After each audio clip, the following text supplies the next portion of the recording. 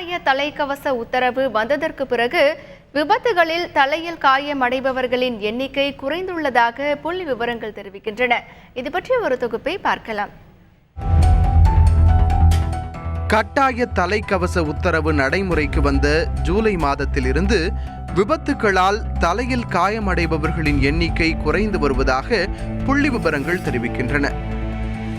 865 road accident case கேஷுவாலிட்டியில் வந்தது. அதில் 318 head இன்ஜுரிஸு report பண்ணது. இப்போ ஜூலையில் வந்த கேஸுகள் 749 ஆர்டிஐ கேசஸ்.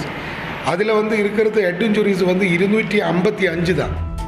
சென்னையில் இந்த ஆண்டு ஜனவரி முதல் மே மாதம் வரை 253 பேர் சாலை விபத்துகளில் உயிரிழந்துள்ளனர். அதில் 248 பேர் தலைக்கவசம் அணியாதவர்களாவர். ஆனால் ஜூலையில் இருந்து பாதிக்கப்படுபவர்களின் எண்ணிக்கை குறைந்துவிட்டது.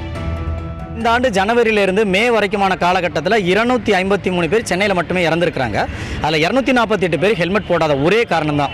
நம்ம கூட ஹாஸ்பிட்டல் போய் பார்த்தோன்னா ஒரு சின்ன ஆக்சிடென்ட் தான், முகம் கை கால் உடம்பெல்லாம் நல்லா இருக்குது சார், சின்ன அடி மண்டையில் மட்டும்தான் அடின்னு நிறைய உயிரிழப்புகள் கடந்திருக்கு. ஸோ அந்த விபத்தை தவிர்க்கணும். ஏன்னா நடக்கக்கூடிய விபத்துகளை 60% உயிரிழப்புக்கு காரணம் ஹெல்மெட் அணியாத ஒரு காரணம். தலைக்கவசம் அணிந்ததால் தான் உயிர் தப்பியதாக விபத்தில் சிக்கிய ஜோன்ஸ் என்பவர் தெரிவித்துள்ளார். நான் அம்பத்தூரில் ஐஎஃபியில் ஒர்க் பண்ணேன். முடிஞ்ச திரும்பி வருன டைமில் பைக் ஆக்சிடென்ட் ஆச்சு.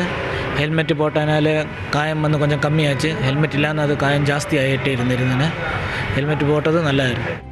தலைக்கவச சட்டம் வந்த பிறகு விபத்துக்களில் உயிரிழப்பவர்களின் எண்ணிக்கை குறைந்துவிட்டது என்று சென்னை உயர்நீதிமன்றத்தில் தமிழக அரசும் தெரிவித்துள்ளது. தர்மம் தலை காக்கும் என்ற சொல் வழக்கு உண்டு. அதைப்போல தலைக்கவசம் உயிர் காக்கும் என்றும் சொல்லலாம். தந்தி செய்திகளுக்காக ஒளிப்பதிவாளர் கார்த்திக்குடன் ராமச்சந்திரன்.